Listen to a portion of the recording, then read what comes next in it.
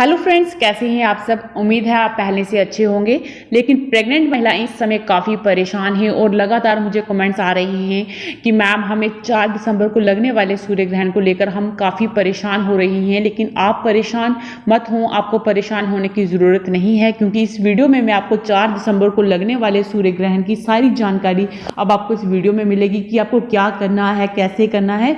इसलिए इस वीडियो को पूरा देखें, क्योंकि मैं आपको 4 दिसंबर को लगने वाले सूर्य ग्रहण के बारे में सारी जानकारी देने वाली हूं। लेकिन आप स्किप बिल्कुल नहीं करेंगे, ये आप वादा मेरे से करें, क्योंकि अगर आप स्किप कर देंगे फिर आप वही क्वेश्चन मुझे कमेंट्स में पूछते हैं, जिसका रिप्लाई मैं इसलिए नहीं देती हूं क्योंकि वीडियो में मैंने आपको सब बताया होता है और फिर आप वही चीज़ें पूछने लगते हो। इसलिए वीडियो में बताई हुई बातें आपको अच्छे से सुननी है। 4 दिसंबर का जो सूर्य ग्रहण है वो भारत में दिखेगा या नहीं दिखेगा, हम इस वीडियो में ये देखेंगे। साथ में हम इस वीडियो में ये भी देखेंगे कि सूतक लगेगा या नहीं लगेगा, और ये सूर्य ग्रहण कहाँ कहाँ दिखाई देगा और इसका असर भारत में कितना होगा, और आपको क्या क्या सावधानियां रखने की ज़रूरत पड़ेगी। ग्रहण की टाइमिंग जो सही है वो भारत में क्या होगी, सब कुछ हम इस वीडियो में जानेंगे। चलिए जानते हैं डिटेल में। लेकिन उससे पहले अगर आप चैनल पर पहली बार हैं तो नीचे रेड कलर का बटन होगा सब्सक्राइब का, उसे प्रेस करके पास वाली बेल आइकन को भी प्रेस कर दें। और वीडियो अगर आपको दिल से पसंद आता है तो प्लीज़ वीडियो को जल्दी से शेयर कर दें, ताकि हर प्रेग्नेंट महिला को ये जानकारी मिल सके। दोस्तों, 19 नवंबर को साल का दूसरा चंद्र ग्रहण लगा था और ये आखिरी चंद्र ग्रहण था। और अब ठीक 15 दिन बाद उसके 4 दिसंबर को सूर्य ग्रहण लगेगा और ये जो है वो उपछाया सूर्य ग्रहण होगा।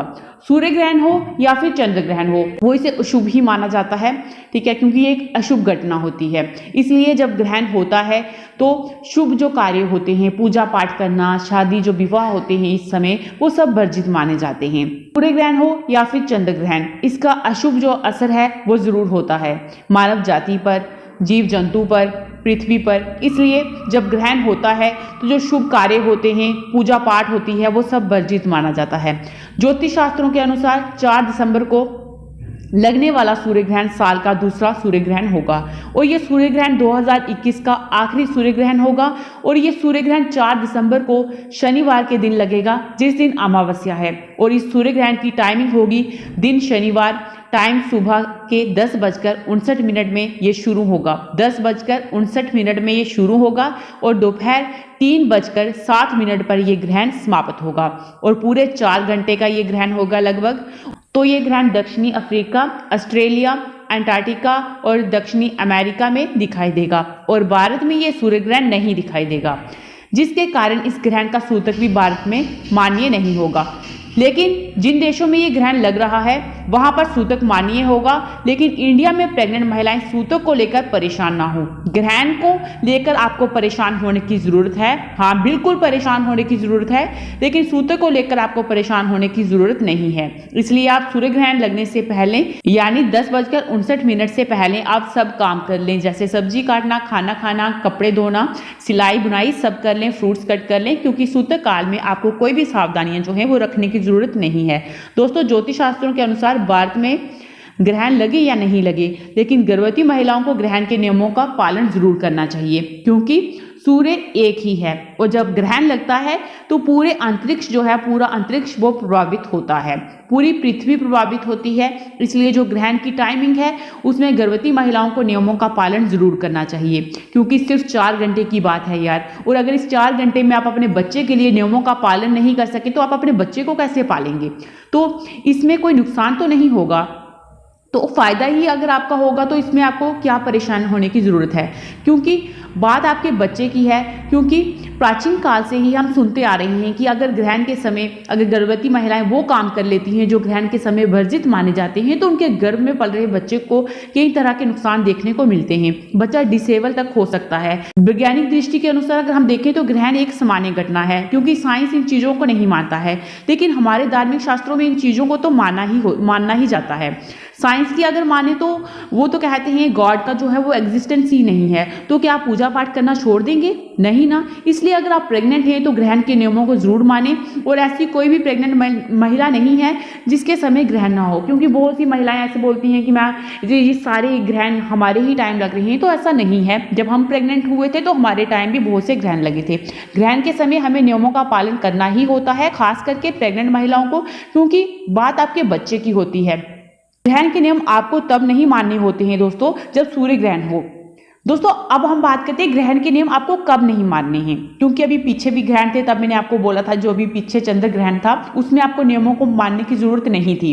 वो मैंने इसलिए ऐसा क्यों कहा था, क्योंकि जब सूर्य ग्रहण होता है अगर उसकी टाइमिंग रात की हो, मान लो सूर्य ग्रहण है अगर उसकी टाइमिंग रात की है या फिर चंद्र ग्रहण है तो टाइमिंग दिन की हो, तो फिर ऐसे में आपको ग्रहण के नियमों को मानने की जरूरत नहीं होती है, फिर चाहे ग्रहण भारत में हो या नहीं। लेकिन अगर सूर्य ग्रहण है और जो समय है ग्रहण का वो भी दिन का है, जिस समय सूर्य उदय हुआ है, और ये जो 4 दिसंबर का जो सूर्य ग्रहण है उसकी टाइमिंग तब की है जब सूर्य का उदय हुआ होगा, दिखाई देगा, इसलिए ग्रहण के नियम मानने होंगे, क्योंकि सूर्य ग्रहण का टाइमिंग जो है वो भारत में सुबह 10:59 से ये शुरू हो रहा है और दोपहर 3:07 तक रहेगा। तो ऐसे में प्रेग्नेंट महिलाओं को 4 दिसंबर को लगने वाले सूर्य ग्रहण में कुछ सावधानियां तो रखनी ही होंगी, मेरा ये मानना है, क्योंकि आपकी छोटी सी जान आपके गर्भ में है, इसलिए रिस्क मत लें। दोस्तों ये सूर्य ग्रहण है जो उपछाया है, हमारे भारत में इसका सूतक नहीं होगा, इसलिए मॉर्निंग में प्रेग्नेंट महिलाएं 10:59 से पहले ही सब खाना पीना कर लें, घर के काम भी कर लें, सब्जी फल फ्रूट जो भी हैं वो कट करके रख दें, क्योंकि ग्रहण लगते ही फिर आपको कोई भी सब्जी फल फ्रूट बिल्कुल नहीं काटने हैं और कोई भी चीज़ आपको कट नहीं करनी है, बाल काटना नाखून काटना सब वर्जित माना जाता है सूर्य ग्रहण के समय। प्रेग्नेंट महिलाओं को तैयार होना भी वर्जित माना जाता है और प्रेग्नेंट महिलाओं को इस समय हंसी करना मजाक करना जोर जोर से हंसना ये सब वर्जित माना जाता है।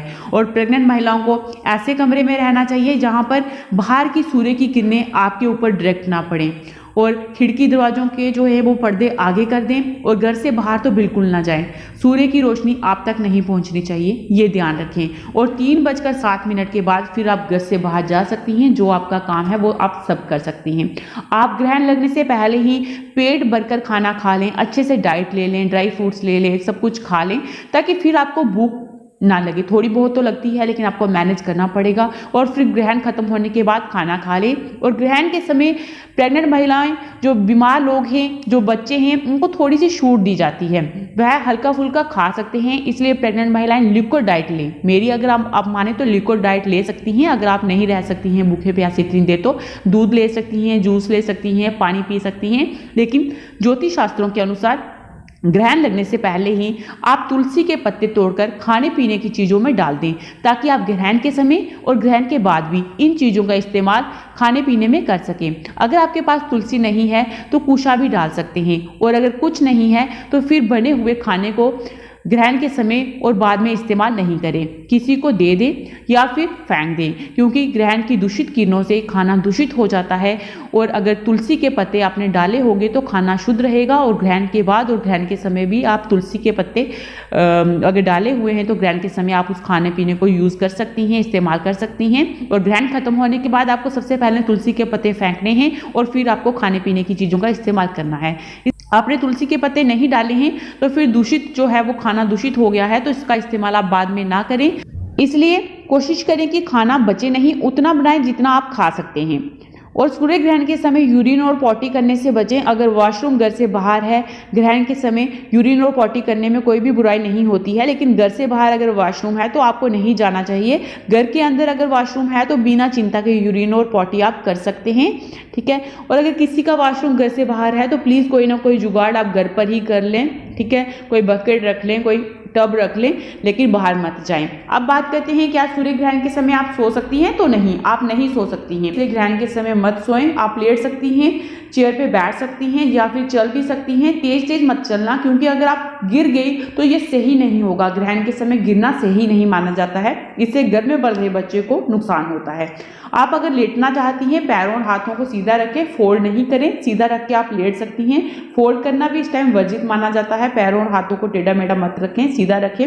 और आप इस समय मंत्रों का जाप करें, ओम नमः शिवाय या फिर गायत्री मंत्र या फिर सूर्य मंत्र का जाप करें। अगर आप नहीं करना चाहती हैं खुद से तो अपने फोन में सूर्य का मंत्र लगा दें, यूट्यूब पे कहीं भी लगा सकती हैं।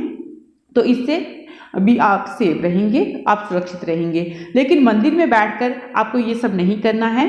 आप अपने आसपास फ़ोन लगाकर, ठीक है, कोई भी भजन वगैरह लगा कर रख दें, मंदिर में मत बैठे, ठीक है। आपको अपने कमरे में ही ये सब करना है।